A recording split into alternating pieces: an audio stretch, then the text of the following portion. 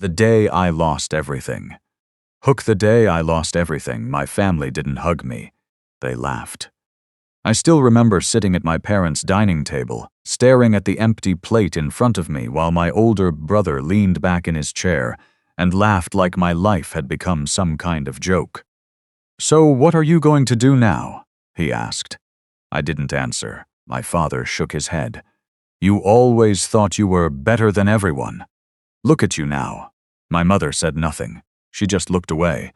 3 months earlier, I had a good job, a comfortable apartment, savings in the bank, and a future I thought was secure.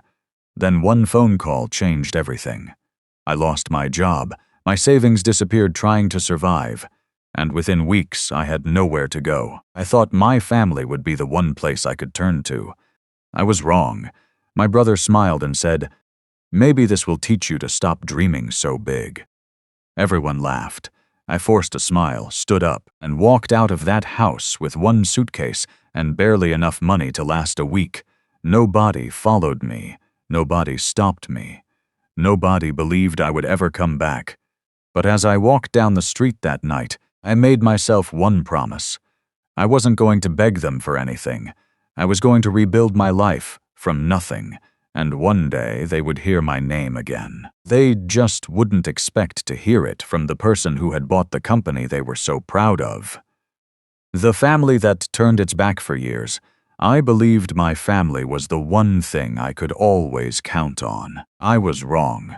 When I had money, they called me their pride. When I helped pay my father's debts, nobody complained. When my younger sister needed help starting her career, I gave her everything I could. And when my brother's business needed money to survive its first difficult year, I was the one who quietly stepped in. I never kept score. They were my family. But the moment I lost everything, suddenly I became a stranger. After I left my parents' house that night, I called my brother. "Can I stay with you for a few days?" There was silence on the phone, then he laughed. "Seriously, you want to move into my house? I just need some time to get back on my feet." "You should have thought about that before you lost everything."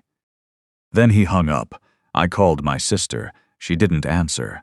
I called my mother. She finally picked up. "Mom, I don't know what I'm going to do." Her voice was cold. "You're an adult. Figure it out." That sentence hurt more than losing my job ever did.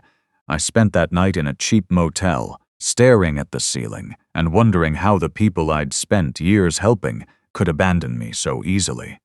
But the next morning, something inside me changed. I stopped calling them. I stopped explaining myself. And most importantly, I stopped trying to prove that I deserved their love. I found a tiny room, took the first job I could get, and started rebuilding my life one day at a time. It wasn't glamorous. Some nights I ate nothing but instant noodles. Some mornings I walked to work because I couldn't afford the bus. But every time I felt like giving up, I remembered my brother laughing. I remembered my father's words. "You'll never become anything without us." They thought they had watched me reach the end of my life. They didn't realize they had just watched the beginning of it, because while my family was busy celebrating my failure, I was quietly preparing for the biggest comeback of my life. Starting again.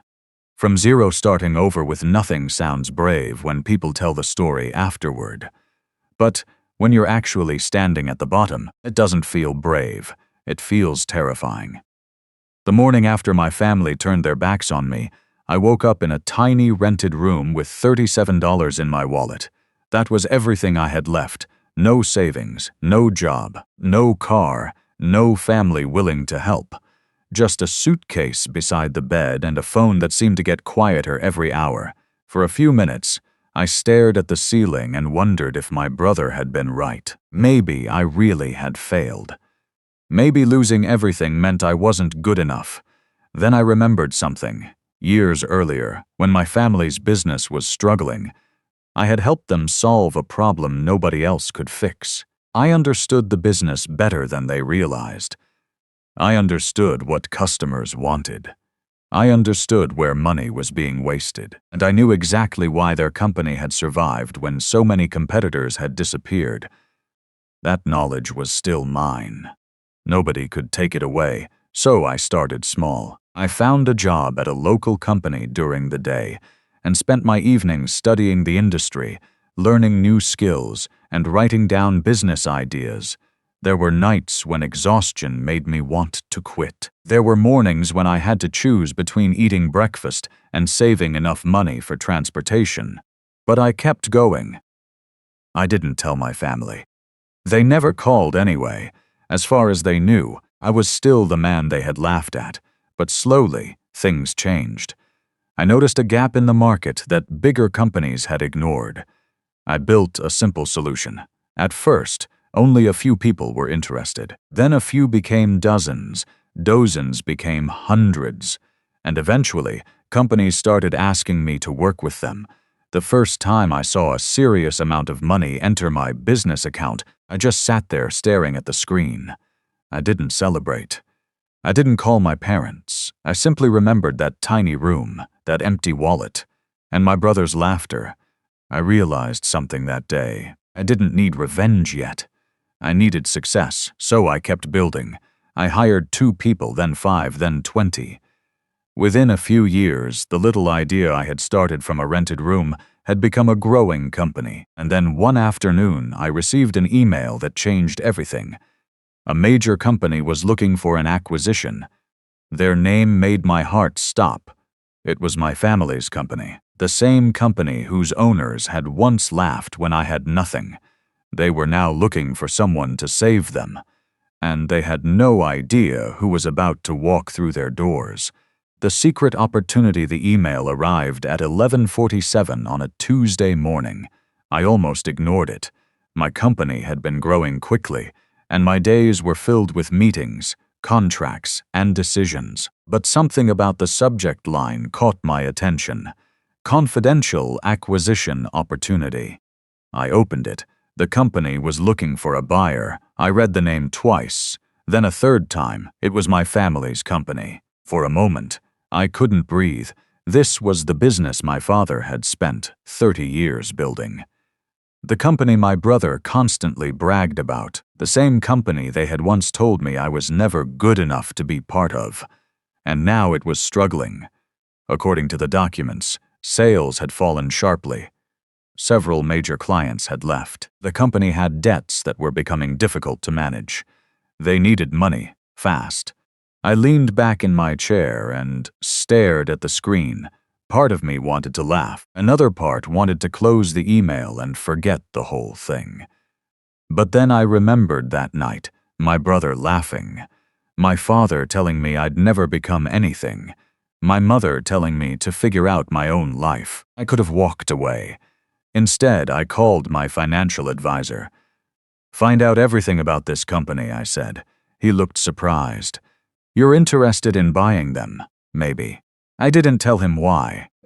Over the next few weeks, we investigated everything. The company's problems were serious, but they weren't impossible to fix. The brand still had value. The employees still had talent. The customers still trusted the name. What the company lacked was leadership. And I knew exactly what needed to change. There was one problem. If my family discovered I was behind the offer, they might refuse to sell. So I kept my identity completely private. My company submitted the proposal through a separate investment firm. The offer was large enough to make my family stop and listen. They accepted the first meeting. I remember sitting alone in my office after receiving confirmation. For years, I had imagined the moment when I would finally prove them wrong. But now that moment was actually coming. I didn't want to destroy them. I wanted them to understand something. The person they had laughed at wasn't weak. He had simply been forced to start again. And starting again had made him stronger. The acquisition process moved forward. Documents were signed. Numbers were negotiated. Meetings were scheduled. My family believed they were selling their company to a wealthy investor they had never met. They had no idea that the buyer was the same person they once considered a complete failure. Soon, I would walk into that meeting, and for the first time in years, they would have to look at me differently. their company begins to fall apart. For years, my family believed their company was untouchable.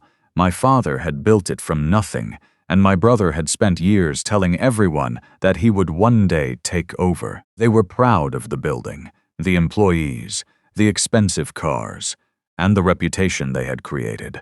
But behind those walls, things were falling apart. I knew because I had studied every financial document before making my offer. Their biggest client had quietly left. Another was threatening to cancel its contract. Their expenses had grown while their revenue was shrinking. And worst of all, my brother had made several decisions that were costing the company millions. Still, my family refused to admit there was a problem. One evening, my father called an emergency meeting. I wasn't there, but I later read the meeting notes.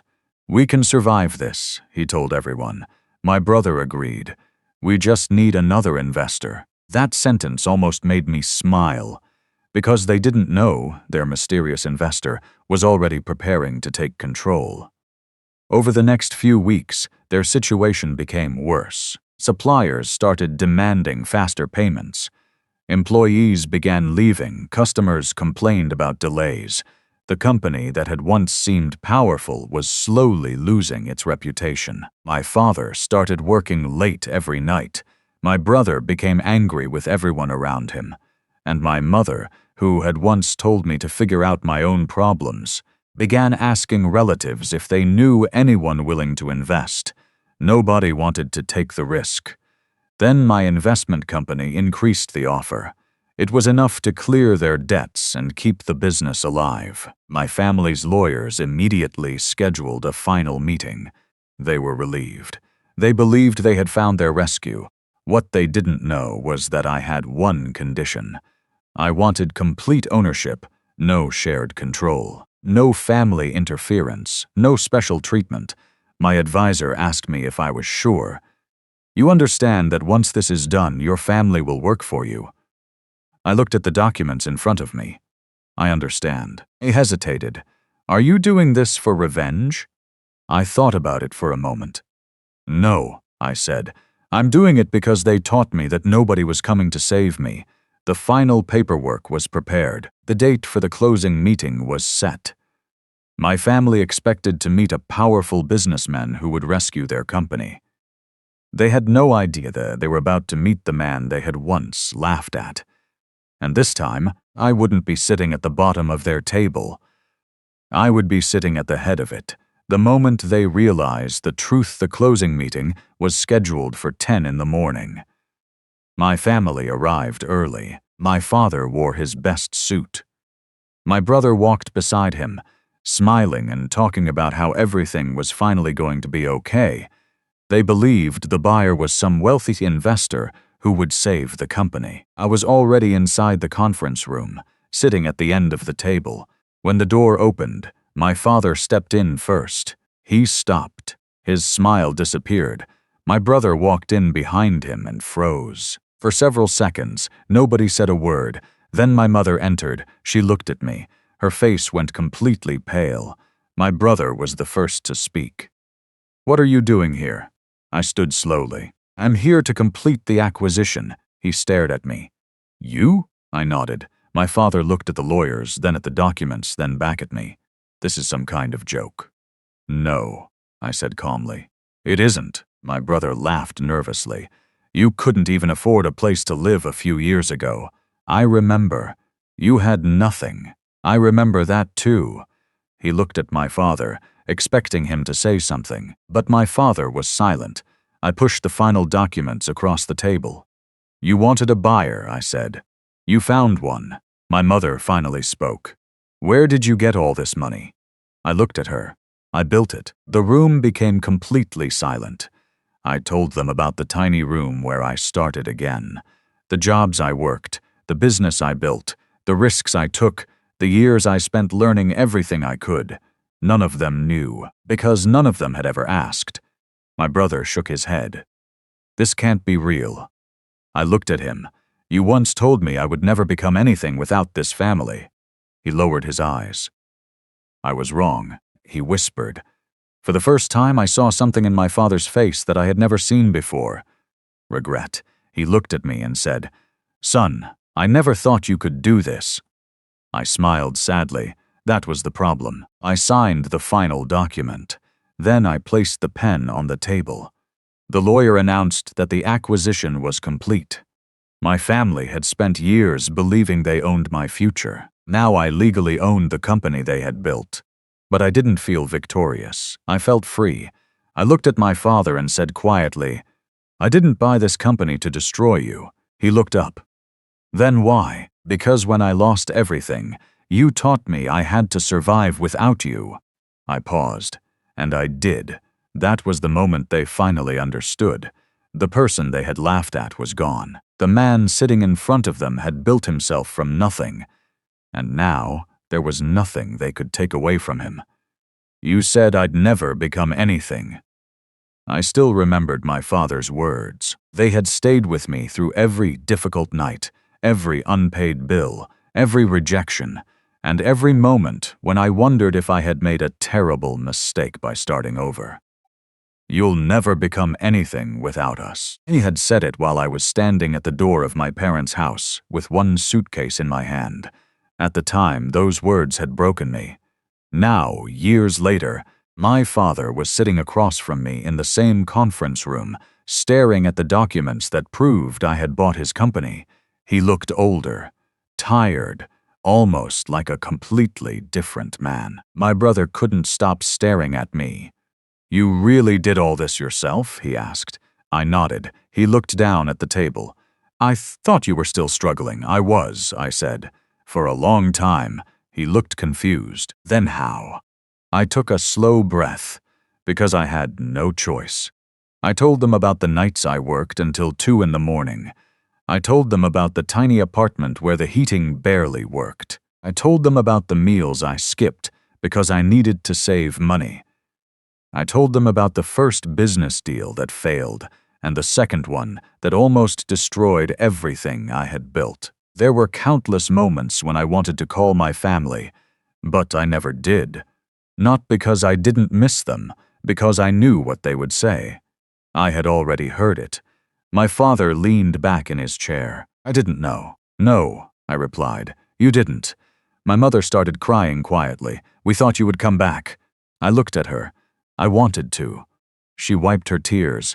"Then why didn't you?" "Because every time I remembered that night, I knew I had to prove something to myself first." My brother finally spoke. "I was cruel to you." I didn't argue. "You were." He looked ashamed. "I thought losing everything meant you were a failure." I smiled faintly. "So did I." That answer surprised him. "But then I realized something," I continued. "Failure isn't losing your money. Failure is believing your life is over, because other people stopped believing in you." My father looked at me for a long moment. Then he whispered, "I was wrong." Those 3 words meant more to me than I expected. For years, I had imagined this moment. I thought I would feel powerful. I thought I would enjoy watching my family regret everything. But sitting there, I realized revenge hadn't been what kept me going. Hope had. The hope that one day I could look back at that broken version of myself and say, "You survived." I stood and walked toward the door. My father called my name. I turned around. "Are you going to fire us?" I looked at him. "No." He seemed surprised.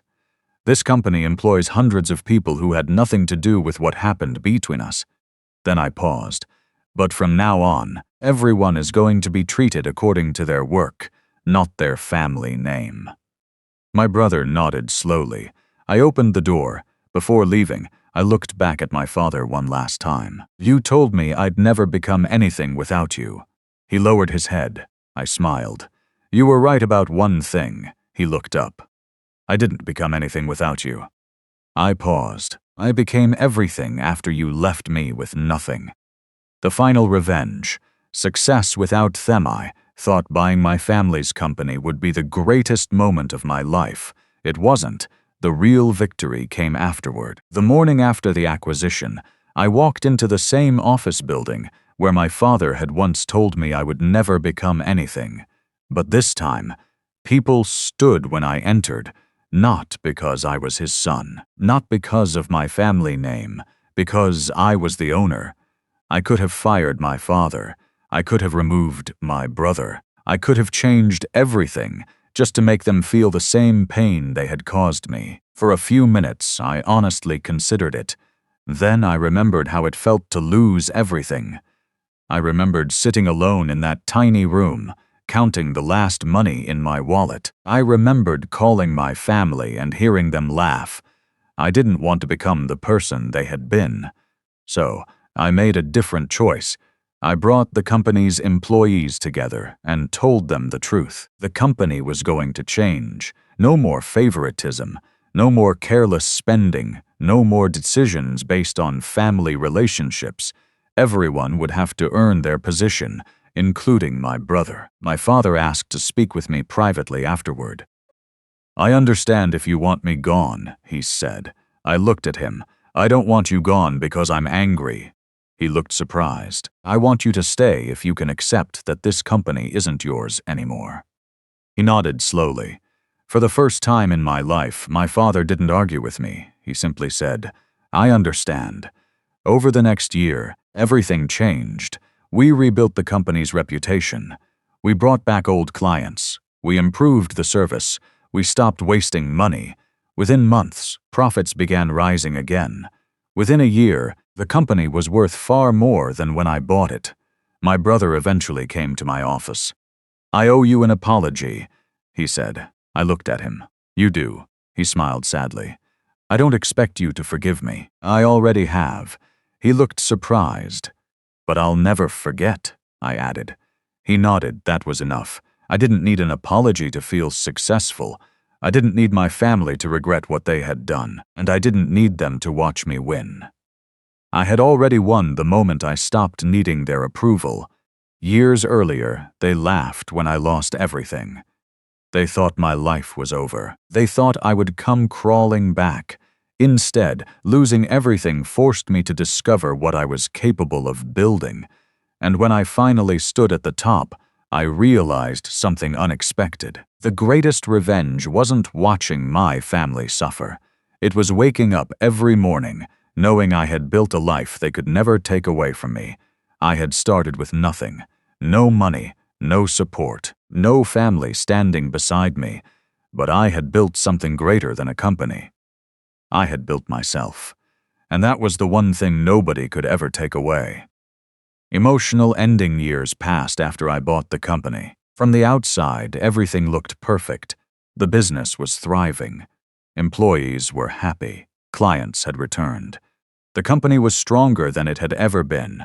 But success didn't erase the memories. Sometimes, late at night, I would still remember that tiny room where I had once counted the last few dollars in my wallet. I remembered the night my family laughed at me. I remembered walking away with one suitcase, wondering if I would ever feel like myself again. And strangely, those memories no longer hurt. They reminded me of how far I had come. One Sunday afternoon, I visited my parents. My father was sitting quietly in the garden. For a while, neither of us said anything. Then he looked at me and smiled. "You really did it." I smiled back. "I did." He lowered his eyes. "I'm sorry." 2 simple words. But this time I didn't feel angry. "I know," I said. He looked at me. "Do you hate me?" I shook my head. "No, then what do you feel?" I thought about it. "Grateful." He looked confused. "Grateful?" "Yes, not because you hurt me, but because after you walked away I learned how to stand on my own." My father smiled sadly. "I wish I had helped you. So do I." We both laughed quietly. There was no dramatic apology. No perfect reunion. Just 2 people finally accepting the truth about what had happened. As I drove home that evening, I realized something. I had spent years thinking my revenge would be making my family regret what they did. But I was wrong. My revenge was becoming successful without their approval. It was building a life I was proud of. It was becoming the person I once needed when I was sitting alone with nothing.